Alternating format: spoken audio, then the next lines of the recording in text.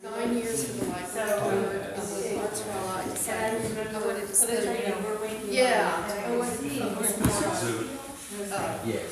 I do too. I do too. And there's a lot.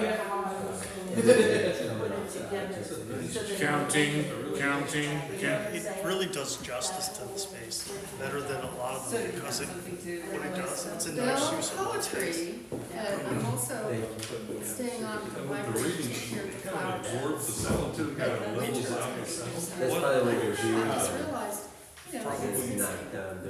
being with those same group of people once in a while, right? You kind of satisfying that social connectedness. Yeah, we want to bring them back more. Do you I think think it's you ever over go to poetry at This the is a group. Yes, I've been a couple times, and I'd love to go to some of the other venues, but I still work on any Tuesday. And Tuesday, by Tuesday, I'm seeing 6 kids.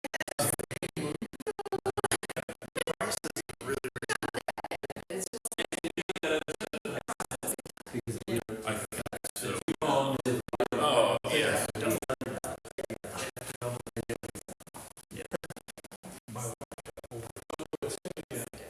I know. That's all they can get. Everybody else.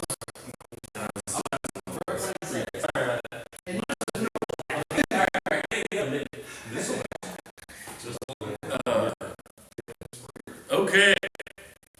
Very cool. This is the open mic portion of our event. Is anybody else? Okay. All right. Well, first up, I always say Q. I don't know what I think of. one piece of fishy. Did I? You're just working your way around like some of the Some places they're all suburbs. of yeah. Treacherous drive. We're thankful and happy that you're here. Deer's tail. Okay. I had to There's some deer out away because I heard it on the car, and then I looked back and it got across the other lane, same place. So, but yeah, probably bruised it. All right. Probably bruised or something. Brenda Lynn.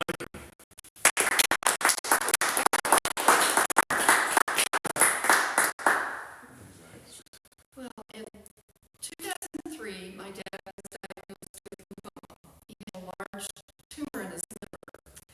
He was a World War II vet, and you know they hate to talk. They didn't notoriously talk about their experience in the war. But as I would take him out to Simon Cancer Center, and we would sit in the lobby waiting for his chemo appointment, he began to start talking about his experience. And so I just kind of, in light of Veterans Day, I'm going to read this poem from my book, This Unexpected Life. It's called Things You Couldn't Believe. I saw things you couldn't believe.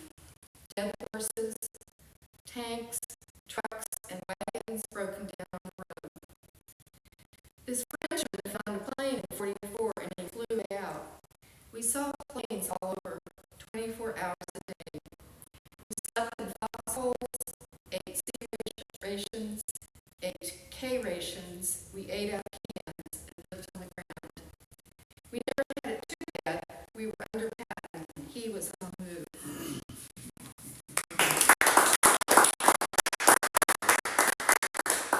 And just kind of go along with this, this is called Greatest Generation.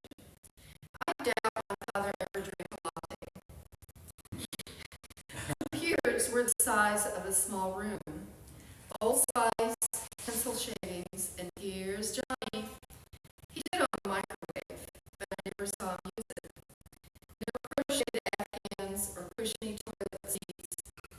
Politics were argued face to face and not behind pixels.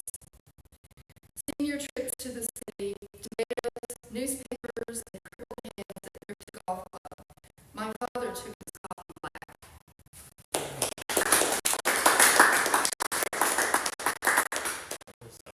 I was like, I should play 6 months ago. I was sitting next to a World War II bomb pod.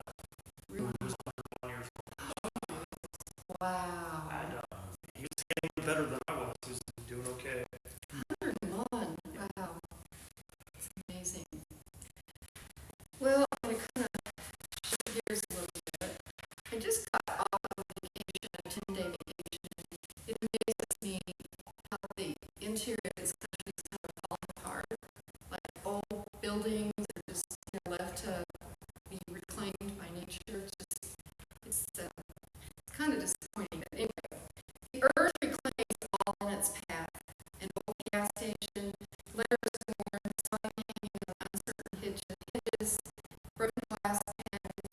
and gutters, now filled with debris and weeds growing like a garden in the sky.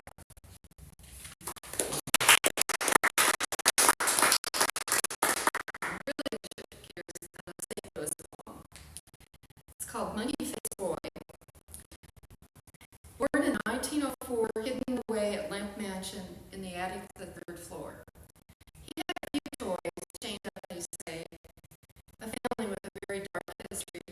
The boy, Zeke, said to be spawned from philandering, born with Down syndrome and physical deformities, seen peeking through small windows, an unfortunate soul, with the present still, phantom footsteps, ghostly knocks, shoved to his death over a banister to the basement in 1949. The same year, Uncle Charles shoots himself. He's buried in the Lemon Cemetery in Bellefontaine with a small flat marker and one word, "Lamp."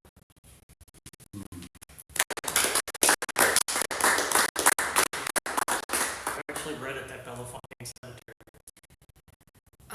Took a walk through that with the walking group, and it's amazing. It's a great place. Jonathan Brett said that breathes there occasionally. Oh. At night.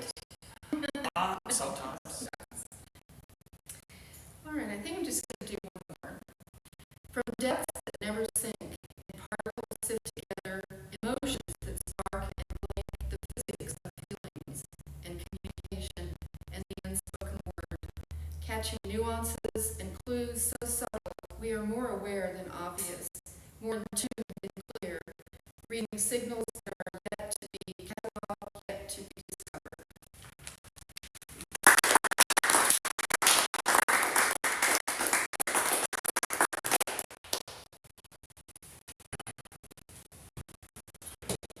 And next reader, okay, from Jeff, right? Lynn. Lynn. All the way from Lynn, hopefully relatively deer free.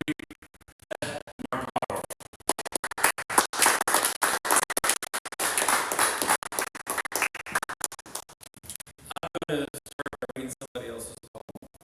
It's Cure. And it's kind of special to me because it's my daughter. She writes TK Pierce. And this is, why do you want to be a poet? Why do you want to be a poet? As soon as I want to be a woman. Why do I have blue eyes? Why do I want to breathe? I do not want to be a poet. I am a poet. As I am a woman, as I have blue eyes, as I have to breathe. Ask me instead, what do I wish to make known? What do I hear when I close my eyes? What do my dreams sound like? Because they all sound the same.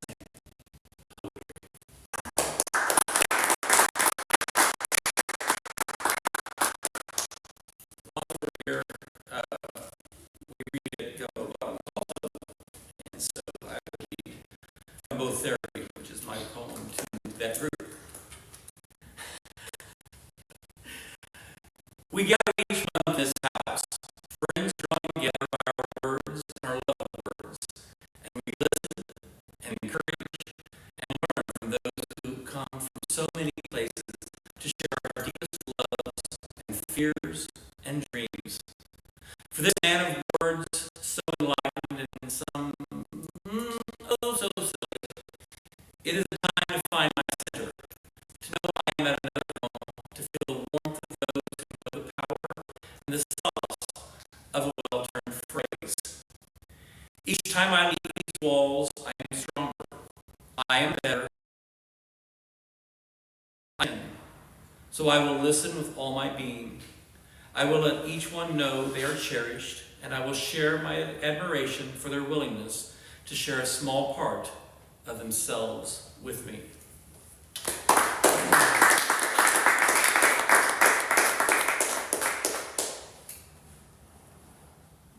You talked about I-90. We used to go the other direction to South Dakota.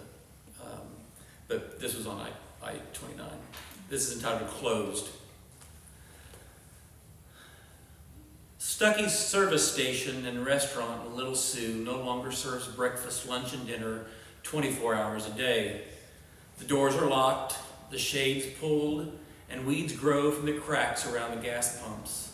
The tourists headed north for vacation and the truckers carrying America's daily bread no longer mingle in the gift shop while waiting for a table or booth to open up.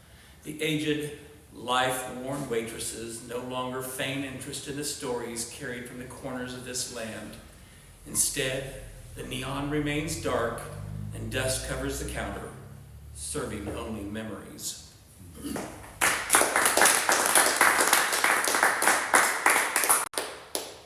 And I had a pretty big birthday back in August. And Happy birthday. I turned the big 6-0, yeah.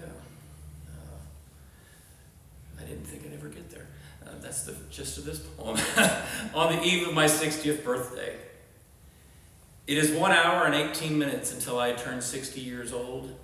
And yes, I am as surprised as you are that I am here to mark this auspicious, albeit surprising occasion. I lie in this bed as you sleep beside me, and I know fully well that you are the reason I have survived. Know, too, that I will do anything to keep you safe. So sleep well and know I am yours, because I know I am yours.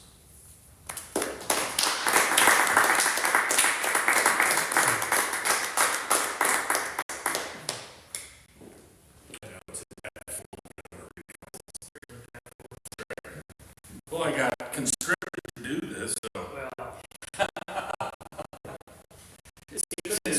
Well, you told me you were going to do it.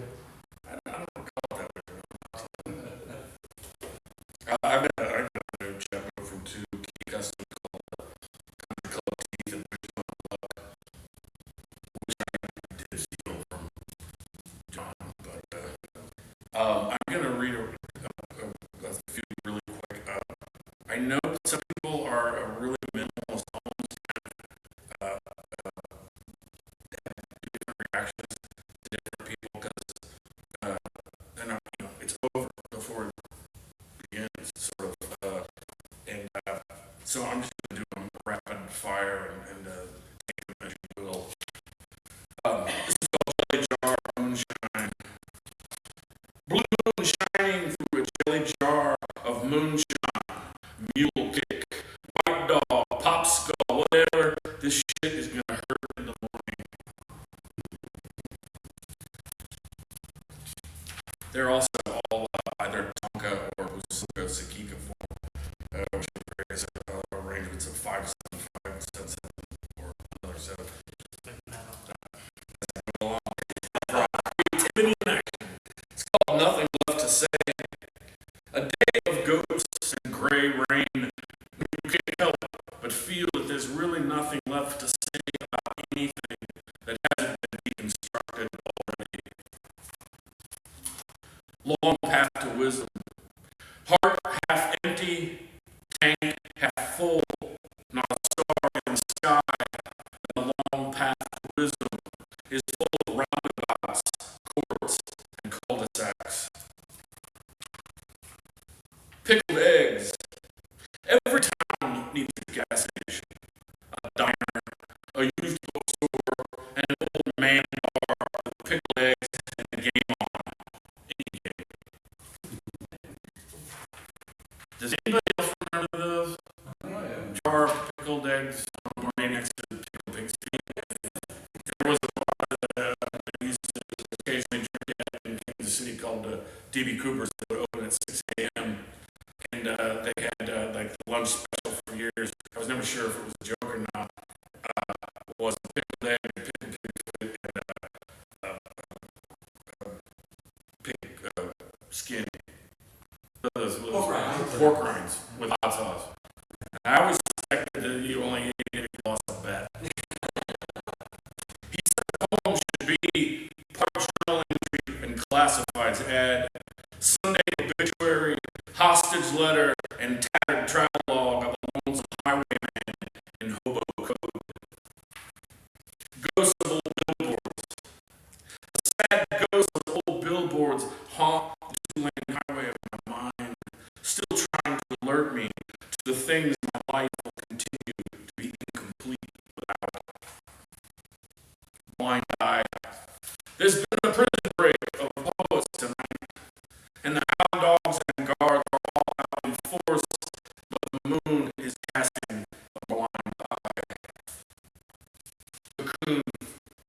for no good reason, a multicolored silk dress spills from the cocoon of a brown paper bag and leaps into the bright blue wind, never to be seen again.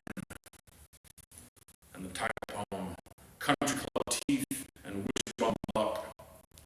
He was all wind and swagger, with perfect country club teeth and wishbone luck and a ring of Jesus fire to deflect bullets. Thanks so much to Mark and Tony for providing this space. I've got a few projects sort of in the works. I think you know Justin Ham from Mexico, Missouri. I know that for sure. He just been elected poet laureate of I can never I can't get poet laureate of the state of Missouri. And by the way, the inauguration, induction, conviction, coronation is Loses politician. that is tomorrow in Mexico, Missouri, I believe, at 2 o'clock. 2 o'clock at the Press Art Center in Mexico, Missouri. If anyone here needs the address to the Art Center because they want to go, message me, I'll get it to you. I think there's going to be a poetry reading at the thing Justin mentioned, and like, I don't know if he's just reading poems himself, but I'm busting in.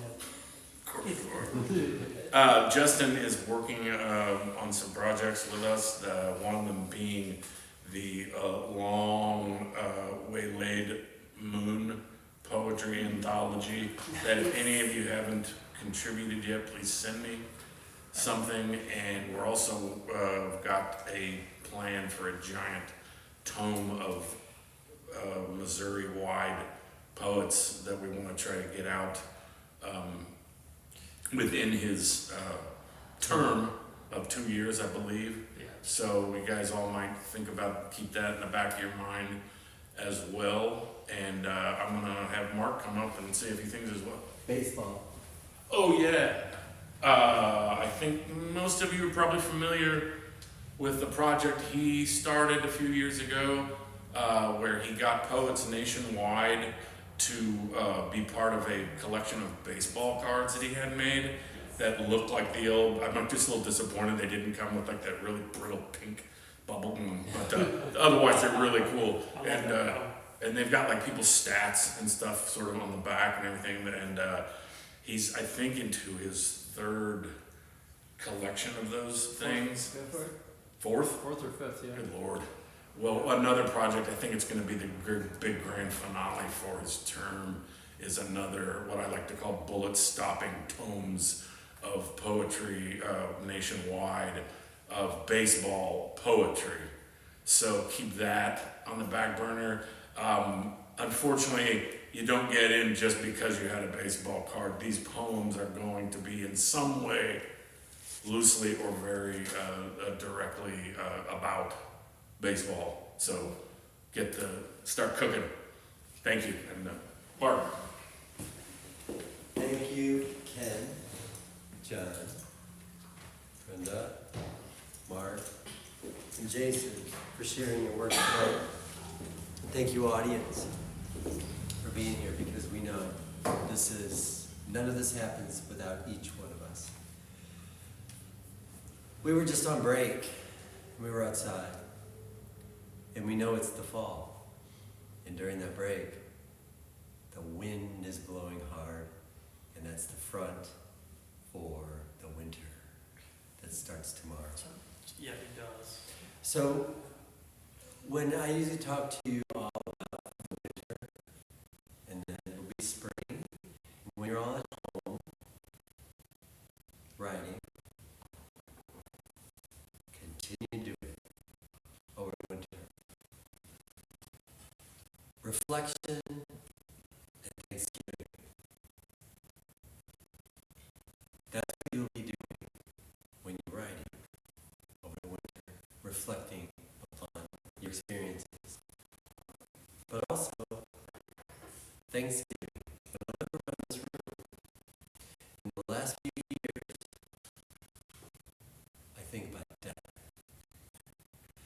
John Dorsey was bringing up a couple of his friends that he was reading from that are not with us. When I look around this room, there were a number of us that were on that same threshold. We are so glad that you're here. And the ones of us that were not on that threshold, we also know many people that are not here. That's the Thanksgiving. We're in the Thanksgiving season. So we're eating those big turkey legs. Think about those poets, your friends that are here, that almost were gone.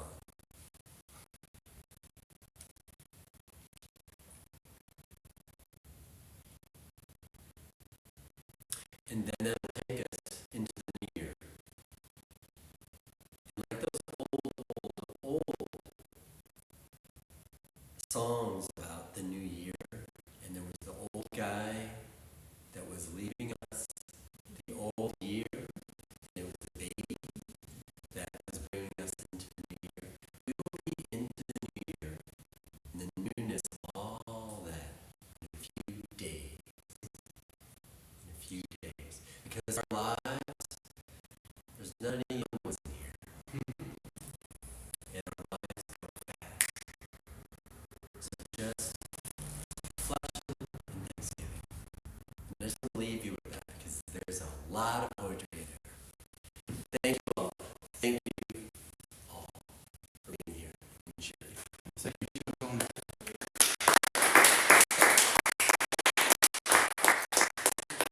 Just today, we're working on next year.